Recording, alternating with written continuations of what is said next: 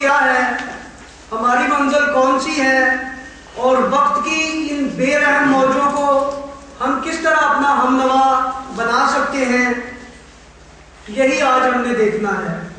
ہم اپنی بات کا آغاز انسان سے کرتے ہیں جس کی زندگی کی کشتی وقت کی بے رحم موجوں پر ہم نے دیکھا کہ رواں دواں ہے۔ یہ دنیا جس میں میں اور آپ رہ رہے ہیں، یہ زندگی جو ہم سب جی رہے ہیں، اس کی 4 بنیادی حقیقتیں ہیں۔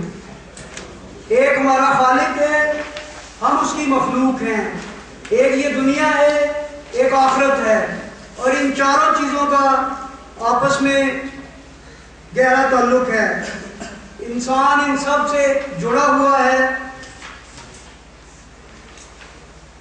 یہ جو انسان کا جڑا ہوا ہونا ہے، اس میں انسان کی کچھ حیثیتیں ہیں۔ ہم انسان بھی ہیں، ہم مسلمان بھی ہیں، ہم پاکستانی بھی ہیں، ہم ایک خاندانی بھی ہیں، اور ہم ایک روزگار بھی رکھتے ہیں۔ ایک خاندان میں رہتے ہوں، پہلی 3 باتوں کو تو آپ اچھی طرح سمجھ رہے ہیں۔ خاندان میں ہماری کوئی حیثیت ہے، یا ہم باپ ہیں، یا بیٹا ہیں، یا شوہر ہیں، یا بیوی ہیں، یا بیٹی ہیں، یا ماں ہیں، یا بہن ہے، کوئی نہ کوئی ہماری حیثیت ہے۔ اسی طرح ہم یا نوکری کرتے ہیں، یا اپنا کاروبار کرتے ہیں، یا دکانداری کرتے ہیں، کچھ نہ کچھ کام ہم کرتے ہیں۔ یہ جو ہماری حیثیت ہے، اس حیثیت سے ہمارا کچھ باقیوں سب سے تعلق ایک بنتا ہے، اور وہ یہ دیکھیں، اللہ سے تعلق بنتا ہے، خاندان سے تعلق بنتا ہے، معاشرے سے تعلق بنتا ہے، اس ماحول سے تعلق بنتا ہے۔ ماحول سے مراد ہمارے علاوہ اللہ کی دیگر تمام مخلوقات بھی ہیں، اور یہ انوائرمنٹ جسے ہم بولتے ہیں، یہ پانی ہے، ہوا ہے، یہ سمندر ہے، یہ پہاڑ ہے، یہ چرند پرند، یہ سارا کچھ جو ہے یہ اس ماحول کا حصہ ہے۔ تو یہ ہماری جو حیثیت تھی، اس سے ہمارا دوسروں کے ساتھ ایک تعلق بنا۔ ہر تعلق کے حوالے سے ہم نے دیکھا کہ ہماری کوئی ذمہ داری بنی۔ مثلا فیملی کی بات کرتے ہیں تو خاندان کے حقوق ہیں، اللہ کی بات کرتے ہیں تو اللہ کے حقوق ہیں۔ تو یہ جو ہماری ذمہ داری بنتی ہے، یہ ذمہ داری پھر ہمیں ادا کرنی ہے۔ وہ ذمہ داری ادا کرنے کا ہمارا ایک ہدف ہے۔ یہ بات دیکھیں کہ یہ ہماری حیثیت تھی، اس سے ہمارا ایک تعلق بنا، تعلق کے نیچے ہماری ذمہ داری عائد ہوئی، ایک ہدف ہوا۔ یہ جتنے اہداف ہم کام کرتے ہیں، یہ سب مل کر ہماری زندگی کا مقصد بناتے ہیں۔ ہم جو جس مقصد کے لیے زندہ ہیں، ہم اس چیز پر پہنچتے ہیں۔ اسی بات کو ہم ایک دوسرے طریقے سے بھی دیکھ سکتے ہیں کہ سوال یہ پیدا ہوتا ہے کہ ہم کیوں زندہ ہیں۔ یہ جو کیوں ہے، اگر ہم اس سوال کا جواب دے لیں تو یہی ہمارا مقصد زندگی ہے۔ اسی سے ہمیں پتہ چلتا ہے کہ ہم کیوں زندہ ہیں۔ جن اداروں کو ہم نے بنایا ہوا ہے، جو ادارے ہم نے قائم کیے ہیں، جن اداروں میں ہم کام کرتے ہیں، ہم نے ان سب کا ایک مقصد متعین کیا ہوا ہے۔ ISO 9000 فلانا سرٹیفائڈ ہونے کے لیے ہمیں ان کی ایک مشن سٹیٹمنٹ بنانی پڑتی ہے۔ تو ہر انسان کی بھی ایک مشن سٹیٹمنٹ ہے، اس کی زندگی کا بھی ایک مقصد ہے۔ وقت کے بہتر استعمال یا بدتر استعمال کا سارا دار و مدار اس مشن سٹیٹمنٹ کے گرد گھومتا ہے، ہمارے مقصد زندگی کے گرد گھومتا ہے۔ جو لوگ مقصد زندگی کا تعین نہیں کرتے، ان پر وقت ایسے ہی گزر جاتا ہے جیسے اینٹ اور پتھر پر وقت گزرتا ہے۔ اور بے مقصد زندگی گزارنے والے انسان کی مثال اس کشتی کی ہے جو بے سبب سمندر یا پانی دریا کی موجوں پر جو ہے وہ ادھر سے ادھر ہچکولے کھاتی پھرتی ہے، تھپیڑے کھاتی پھرتی ہے۔ تو یہ جو مقصد زندگی ہے، یہ ایک بنیادی چیز ہے، اور اسی چیز کی طرف اللہ تعالیٰ نے بھی قرآن مجید میں ہماری توجہ دلائی ہے۔ سورہ بقرہ کی آیت نمبر 148 ہے، ہر ایک کے لیے ایک رخ ہے جس کی طرف وہ مڑتا ہے، پس تم بھلائیوں کی طرف سبقت کرو۔ اس میں 2 باتوں کی طرف اشارہ کر دیا قرآن مجید میں۔ ایک تو یہ کہ آپ کا ایک رخ ہونا چاہیے زندگی کا، ایک مقصد ہونا چاہیے، ایک مشن سٹیٹمنٹ ہونی چاہیے، اور دوسرا یہ ہے کہ وہ بھلائی اور نیکی اور اچھائی کی ہونی چاہیے۔ تو اب ہم نے ایک اور ایکسرسائز کرنی ہے یہاں پر۔ ہم سب نے آج اپنا زندگی کا مقصد لکھنا ہے، اپنے کاغذ پر اور اپنے پاس رکھنا ہے، اور پھر اس کو گھر جا کر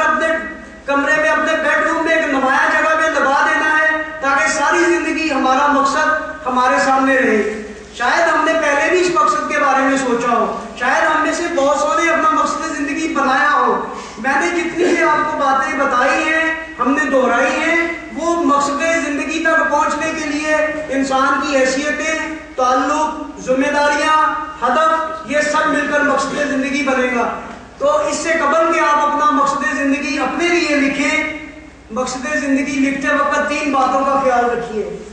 مکمل ہونا چاہیے, مستقل ہونا چاہیے, اور ممکنہ حد تک قابل عمل ہونا چاہیے. تو میں گزارش کروں گا کہ میں سانس لے لوں اور آپ مقصد زندگی لکھ لیں. اور یہ بڑا اہم سوال ہے زندگی کا, اس پر کبھی نہ کبھی تو غور کرنا ہی ہوتا ہے. پہلے کیا ہوا ہے تو بڑی اچھی بات, نہیں تو چلے آج ہی صحیح.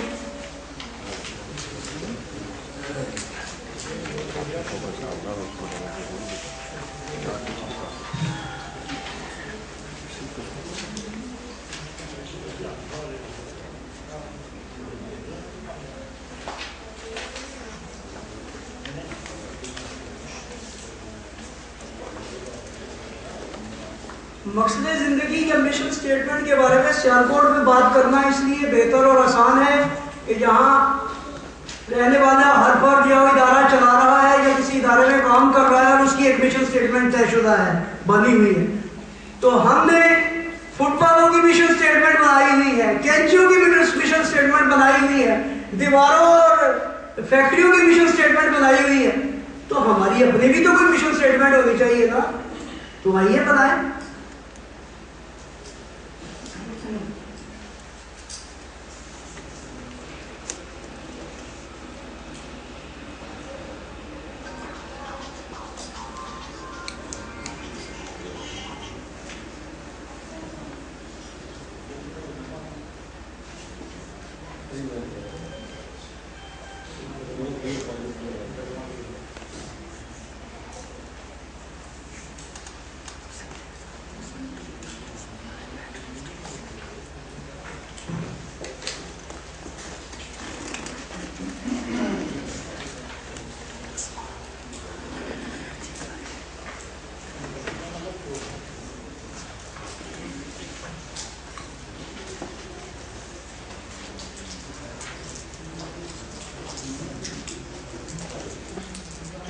مجھے وہ سرکاری ملازم یاد آ رہے ہیں دفتروں میں کہ جب ان کو کوئی سائل جا کے کہتا ہے کہ جی یہ بات ہے, اور وہ اس کو مشورہ دیتے ہوئے کہتے ہیں لکھ دو, کہتے نہیں لکھ کے نہیں کہنا, زبانی ہے.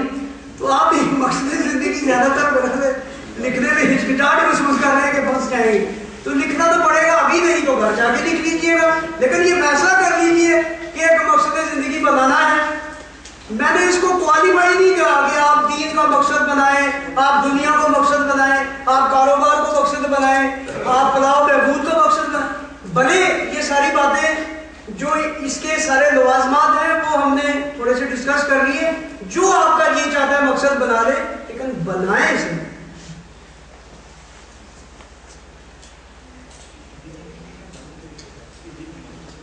چلیے آگے چلے کہ مقصد لکھ رہے ہیں, لکھ لیا ماشاءاللہ, ٹھیک ہے جی. یہ مقصد زندگی جو ہے, اس کے لیے جو ہمیں مہلت ملی ہے اس پر عمل کرنے کی, اس مہلت کا نام وقت ہے. اس مقصد زندگی کو خریدنے کے لیے جو کرنسی ہماری جیب میں ڈالی گئی ہے, اس کرنسی کا نام وقت ہے. دنیا میں سب چیزیں اللہ تعالیٰ نے سب کو برابر نہیں دی. انسان بھی جب کوئی کام کرنا چاہتا ہے تو ہر ایک کے پاس برابر کے وسائل نہیں ہیں, لیکن ایک چیز ایسی ہے جسے اللہ تعالیٰ نے ہر کسی کو برابر دیا ہے. بٹ صاحب کو بھی اتنی ہی ملی ہے, اور خالد صاحب کو بھی اتنی ہی ملی ہے, شیخ صاحب کو اتنی بھی ملی ہے, اور چودھری صاحب کو بھی اتنی ہی ملی ہے, تعلیم یافتہ کو بھی اتنی ہی ملی ہے, جاہل کو بھی اتنی ہی ملی ہے, امیر کو بھی اتنی ہی ملی ہے, غریب کو بھی اتنی ہی ملی ہے, چھوٹے کو بھی اتنی ہی ملی ہے, اور بڑے کو بھی اتنی ہی ملی ہے, مرد کو بھی اتنی ہی ملی ہے, اور عورت کو بھی اتنی ہی ملی ہے. اور وہ ہے وقت. وقت کی یہ کرنسی ہر ایک کو ملی ہے. ہر ایک کو ہر روز 86,400 سیکنڈ ملتے ہیں. ایک دن میں 24 گھنٹے ہوتے ہیں, 1 گھنٹے میں 24 منٹ ہوتے ہیں, اور 1 منٹ میں 60 سیکنڈ ہوتے ہیں. تو 86,400 منٹ جو ہمیں ملے ہیں. لیکن کمال یہ ہے کہ یہ کرنسی ہمیں خود بخود ملتی ہے, ہمیں اپنے اکاؤنٹ میں خود نہیں جمع کروانی پڑتی, اور یہ دوسرے اکاؤنٹ کی طرح نہیں ہے, یہ خرچ بھی خود بخود ہو, جیسے ہی ملتی ہے خرچ ہونا شروع ہو جاتی ہے. تو یہ بڑی نرالی کرنسی ہے, یہ بڑی عجیب چیز ہمیں اللہ تعالیٰ نے دی ہے کہ ہم جو ہے وہ اس کو بچا نہیں سکتے. اس کا ہر 1 سیکنڈ قیمتی ہے. ایک دن میں 86,400 سیکنڈ میں سے ہر سیکنڈ قیمتی ہے. آپ کہیں گے جی 1 سیکنڈ میں کیا ہوتا ہے؟ آئیے دیکھتے ہیں 1 سیکنڈ میں کیا ہوتا ہے. یہ دیکھیے 1 سیکنڈ میں کیا ہوتا ہے. 1 سیکنڈ میں انسان 1 مرتبہ لا الہ الا اللہ یا اللہ اکبر یا سبحان اللہ یا الحمدللہ کیا لیتا ہے. 12.27 میٹر دوڑ سکتا ہے. جو چیتا ہے اس کی دوڑ لکھی ہے. ریل گاڑی اتنا, خاص قسم کی موٹر, عام روشنی, تیز کمپیوٹر, سورج کے گرد زمین جو ہے 30 کلومیٹر کا فاصلہ طے کر لیتی ہے, اور سورج اپنے نظام شمسی کے گرد 274 کلومیٹر کا فاصلہ ہے. انسان کا دل بھی 1.3 سیکنڈ میں ایک بار دھڑک لیتا ہے. تو یہ 1 سیکنڈ کی طاقت ہے جسے ہم کچھ بھی نہیں سمجھتے ہیں. اب ان سیکنڈوں کے ساتھ ہم جو سلوک کرتے ہیں اور ہم کچھ کام سر انجام دیتے ہیں, اس کے بعد ہمارے کچھ تبصرے ہوتے ہیں. جو کامیاب لوگ ہیں ان کی اور تبصرے ہوتے ہیں, جو ناکام لوگ ہیں ان کی اور تبصرے ہوتے ہیں. ذرا ناکام لوگوں کا تبصرہ دیکھیے. وہ کہتا ہے کاش میرے پاس کافی وقت ہوتا, ہم نے تو تقریباً کر ہی لیا تھا, جب میں پہنچا جی دروازہ بند ہو گیا. یہ نہیں کہنا کہ میں لیٹ ہو گیا تھا, میں بر وقت درخواست نہ کر سکا اس لیے وہ میرا کام نہیں ہو سکا. ہاں مجھے جلدی شروع کر دینا چاہیے تھا. اور کامیاب لوگوں کا کیا رد عمل ہوتا ہے؟ ہم نے بہت پہلے منصوبہ بندی کر لی تھی, خدمت عملی طے کرنے کے لیے ہمارے پاس وقت تھا, پیسہ کمانے میں کامیاب رہے کیونکہ ہم نے آنے والے وقت کا بہت پہلے صحیح اندازہ لگا لیا تھا. اگر ہم نے کام کی یہی رفتار رکھی تو اپنا ہدف حاصل کر لیں گے. ہم پرسکون ہیں کیونکہ آرڈر قبول کرتے وقت ہم نے مناسب وقت مانگ لیا تھا. ہمارا منصوبہ بر وقت مکمل ہوگا کیونکہ ہم نے تاخیر کی گنجائش رکھ لی. یہ بھی ایک سوچنے کا سوال ہے. جیسے وہ 3 آپ نے ایکسرسائز کی ہیں, اس کو بھی اپنے ذہن میں رکھیے کہ میرا اور آپ کا شمار پہلے گروپ کے تبصرہ کرنے والوں میں سے ہوتا ہے یا دوسرے گروپ میں. ہمیں اصل میں وقت کی قدر جاننی چاہیے. وقت میں سال کی بات ہم نے کی تھی. سال کی قدر اس طالب علم سے پوچھیں فیل ہونے سے جس کا سال ضائع ہو جاتا ہے. مہینے کی قدر اس سرکاری ملازم سے پوچھیں جسے مہینہ بھر تنخواہ کا انتظار رہتا ہے. ہفتے کی قدر اس ایڈیٹر سے پوچھیں جو ہفتہ وار میگزین شائع کرتا ہے. دن کی قدر اس مزدور سے پوچھیں دہاڑی نہ ملنے کے باعث جس کے گھر چولہا نہیں جلتا. گھنٹے کی قدر اہل خانہ سے آخری ملاقات کرنے والے سزائے موت کے قیدی سے پوچھیں. منٹ کی قدر اس مسافر سے پوچھیں جس کی 1 منٹ کے فرق سے گاڑی چھوٹ جاتی ہے. سیکنڈ کی قدر اس ڈرائیور سے پوچھیں جو 1 سیکنڈ کے فرق سے حادثے کا شکار ہونے سے بچ جاتا ہے. اور ملی سیکنڈ کی قدر اس کھلاڑی سے پوچھیں جو ملی سیکنڈ کے فرق کے ساتھ اولمپک میں گولڈ میڈل جیت لیتا ہے. ایک ایک چیز قیمتی ہے بشرطے کہ اس کی قدر کی جائے. یہ تو ایک سطحی نظر تھی وقت کے بارے میں. اب اگر وقت کے بارے میں تھوڑا سا ہم سنجیدہ جائزہ لیں تو سب سے پہلے ہمیں اپنے آپ سے یہ سوال پوچھنے چاہیے, کیا ہم فوری نوعیت کے کاموں پر زیادہ وقت صرف کرتے ہیں اور اہم کاموں کو ٹالتے رہتے ہیں؟ ہم آگے چل کر یہ فرق بھی معلوم کریں گے کہ فوری نوعیت کے کاموں میں اور اہم کاموں میں کیا فرق ہوتا ہے. ہم دفتر میں بیکار بیٹھے رہتے ہیں حالانکہ وقت پر چھٹی کر کے گھر جا سکتے ہیں. دوسروں کے کام کرنے میں خوشی محسوس کرتے ہیں اور اپنے کاموں کے لیے بہانے تلاش کرتے رہتے ہیں. پبلک ریلیشننگ کے کچھ چیمپئن اس طرح کرتے ہیں.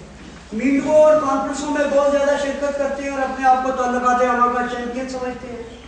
جہاں معذرت کی جا سکتی ہے وہاں بھی تکلف سے کام لیتے ہیں اور معذرت نہیں کرتے. کام صحیح وقت پر ختم نہیں کرتے. तकरीबात में अमूमन देर से शरीक होते हैं, बिजली गैस टेलीफोन के बिल हम बर वक्त नहीं अदा करते, गाड़ी मोटरसाइकिल में पेट्रोल और पानी आए ख़त्म हो जाए तो बर्फ का तब्दील नहीं करते, बीमारी की सूरत में बीवी बच्चों को डॉक्टर के पास ले जाने का हमारे पास वक्त नहीं बचता। अब यहाँ पर वो सवालनामा था हमारा जो हमने ज़ाती जायज़ा लेना था, वो हमने जायज़ा ले लिया अपना।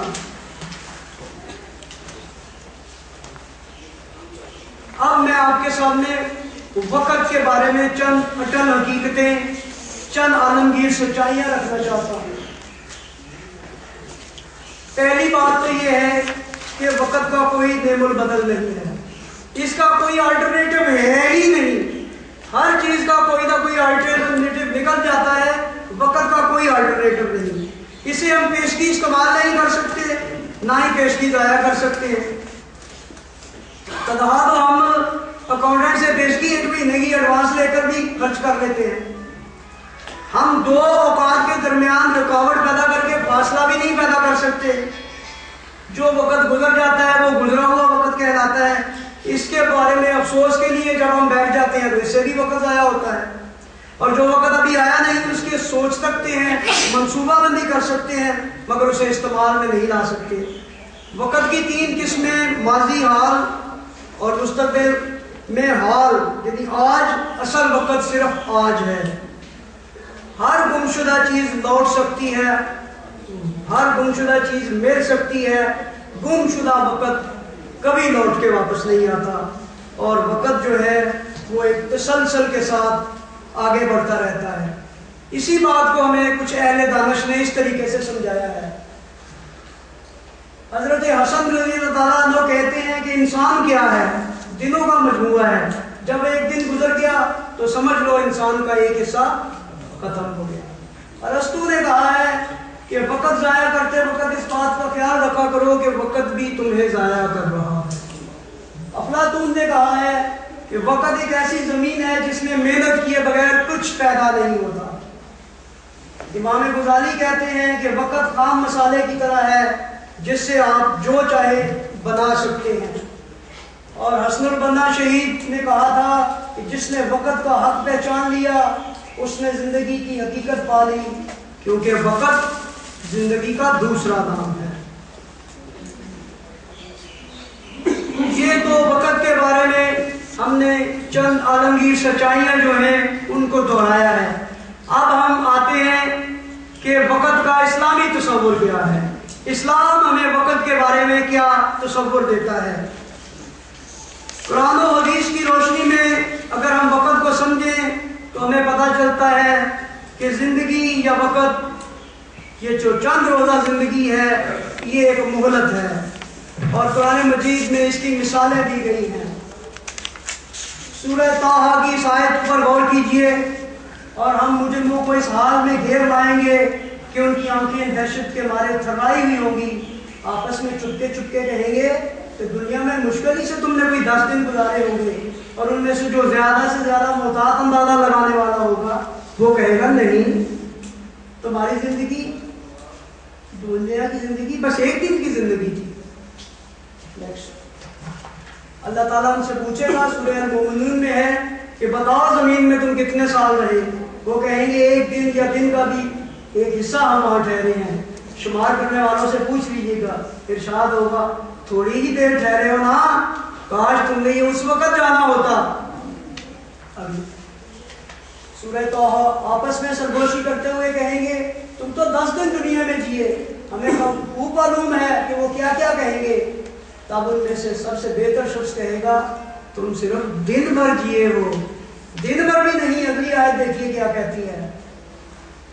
और जिस दिन हम उनको जमा करेंगे, सूरह यूनुस, उनको यूं लगेगा जैसे वो दिन की एक साथ दुनिया में जिए थे और आपस में एक दूसरे को पहचान रहे होंगे।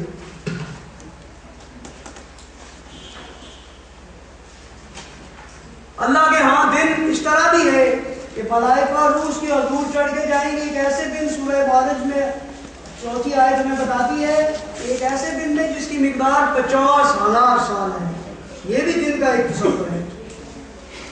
तो वक़्त का इस्लामी तस्वुर ये है कि वक़्त मोमिन के लिए एक नेमत है کیونکہ اسے کچھ کرنے کی مہلت ملتی ہے۔ وقت اللہ تعالیٰ کی ایک تخلیق ہے۔ 4 قسم کے وقت ہمارے دین نے بتائے ہیں۔ تخلیقات کے شروع ہونے سے پہلے ایک وقت تھا، تخلیق کے بعد دوسرا وقت شروع ہوا جو قیامت تک رہے گا، یہ وہ وقت ہے جسے زمینی وقت بھی کہتے ہیں اور جسے میں اور آپ ہم سب گزار رہے ہیں۔ اس کے بعد تیسرا نظام وقت قیامت کی گھڑی سے قائم ہوگا، اور چوتھا نظام وقت اس وقت قائم ہوگا جب حساب کتاب کے لیے لوگ دوبارہ اٹھائے جائیں گے، اور وہ پھر ہمیشہ کا وقت ہے۔ اللہ تعالیٰ وقت پر قادر ہے۔ آج کی تقریب کے آغاز کے لیے منتخب کی گئی سورہ بقرہ کی 259ویں آیت، جس کا آپ نے ترجمہ بھی فراہم کیا، آج کے موضوع کی مناسبت سے غور و فکر کی بہت راہیں کھولتی ہے، جس میں آپ نے سنا کہ وہ گدھا جو ہے وہ اس کا پنجر بھی بوسیدہ ہو چکا تھا، اور کھانا اور پانی ترو تازہ تھا، اور وہ کہتا ہے میں کچھ دیر جیا ہوں گا، تو اللہ بتاتے ہیں کہ تم تو 100 برس جیے تھے۔ تو یہ وقت کے مختلف ڈائمینشنز اس آیت میں بتائے گئے ہیں، اور ساتھ یہ بتایا گیا ہے کہ اللہ تعالیٰ وقت کی ہر ڈائمینشن پر مکمل قدرت رکھتا ہے۔ زمینی وقت جو میں اور آپ گزار رہے ہیں، اس کا نقطہ اختتام جو ہے وہ قیامت ہے۔ وقت کی اس قدر اہمیت ہے کہ قرآن مجید میں وقت کی قسم کھائی گئی ہے، والعصر، زمانے کی قسم۔ مغرب وقت کا تصور کو اس طرح لیتا ہے کہ وقت ایک دولت ہے، لیکن اسلام ہمیں بتاتا ہے کہ وقت تو دولت سے بھی زیادہ قیمتی چیز ہے۔ اب میں تھوڑی سی ایک بات آپ کے سامنے رکھنے لگا ہوں، یہ ہمارا جو عقیدہ آخرت ہے، اس کو ذرا وقت کے ساتھ منسلک کر کے، مربوط کر کے، اور اس کا اس سے ایک موازنہ کر کے دیکھیے۔ 2 قسم کے وقت جو ہیں، ایک زمینی وقت اور ایک قیامت کا وقت جو ہے، اس کی مختلف حالتوں اور سمجھنے کا نام ہی ایمان بالآخرت ہے۔ اللہ تعالیٰ یہ چاہتا ہے کہ انسان طبعی لحاظ سے زمینی وقت کے تابع رہتے ہوئے بھی حقیقی طور پر آخرت کے وقت پر یقین رکھے اور اپنے آپ کو اس کے لیے تیار کرے۔ یعنی ہم زمینی وقت میں رہے ہیں، تیاری ہمیں آخرت کے وقت کے لیے کرنی ہے، اور یہ جو زمینی وقت میں ہم رہ رہے ہیں، یہ ہمیں آخرت کے وقت کے لیے تیاری کرنے کے لیے مہلت دی گئی ہے۔ جیسے ایک طالب علم کو کمرہ امتحان میں 3 گھنٹے ملتے ہیں، وہ اب چاہے تو سوالوں کے جواب دے دے، چاہے تو خاموش بیٹھا رہے، چاہے تو سو جائے، چاہے تو پھول بوٹے بناتا رہے، وہ 3 گھنٹے گزر جائیں گے، اس کے بعد پرچہ چھین لیا جائے گا۔ تو زمینی وقت میں رہتے ہوئے آسمانی وقت کے لیے ہم نے تیاری کرنی ہے، یہ بات ہم نے ذہن میں رکھنی ہے۔ اور جب آسمانی وقت کے لیے ہم تیاری کرتے ہیں، آخرت کے وقت کی فکر میں جب ہم جذب ہو جاتے ہیں، تو پھر ہم اپنے آپ کو زمینی وقت کی مجبوریوں سے اور قیدوں سے آزاد کر دیتے ہیں۔ میں نے لیلۃ القدر کو مثال کے طور پر لیا ہے۔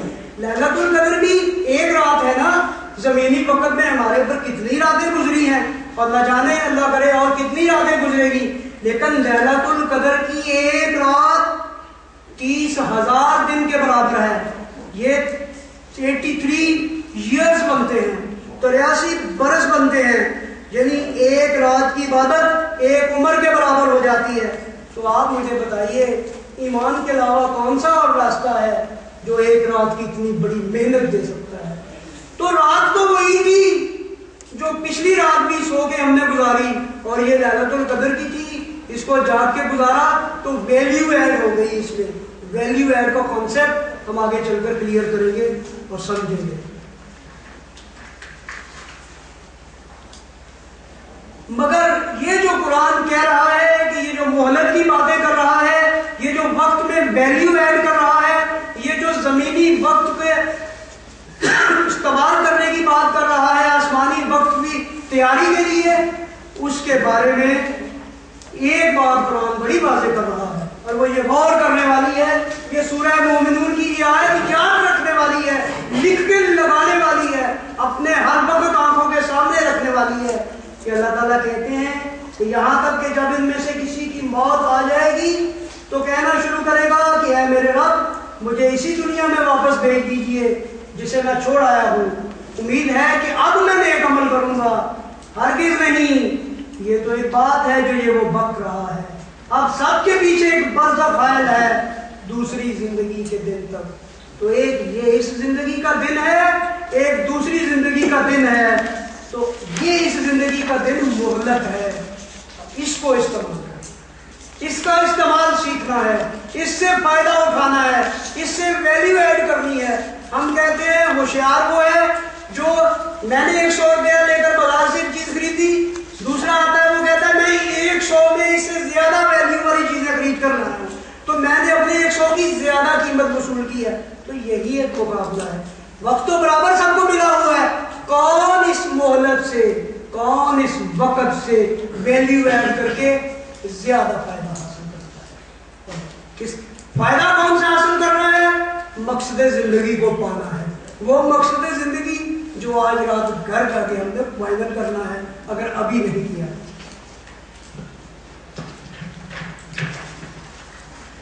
اب میں اپنی گفتگو کے انتہائی اہم ترین حصے کی طرف آتا ہوں جو میری گفتگو کا مرکزی موضوع ہے اور مرکزی مضمون ہے کہ حضور صلی اللہ علیہ وسلم کی تعلیمات کی روشنی میں وقت کا بہترین استعمال کس طرح کیا جا سکتا ہے.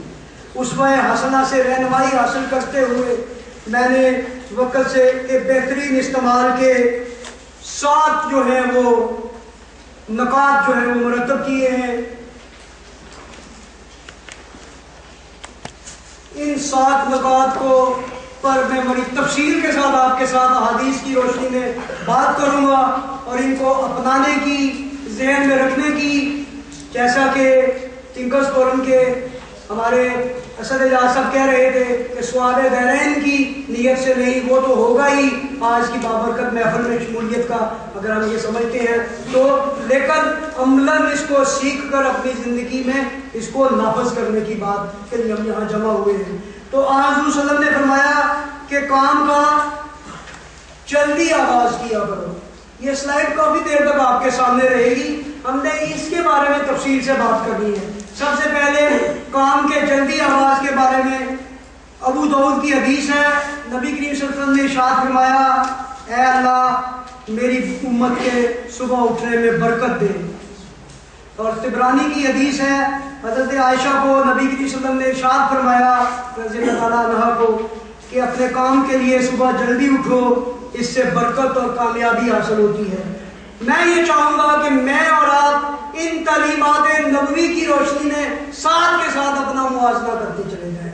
تو پہلی بات ہم جس پر پہنچے ہیں وہ فرمایا گیا وہ جن کے عشق میں ہم مبتلا ہیں، وہ جن کی ہم نعتیں پڑھتے ہیں، انہوں نے کہا ہے کہ صبح جلدی اٹھو.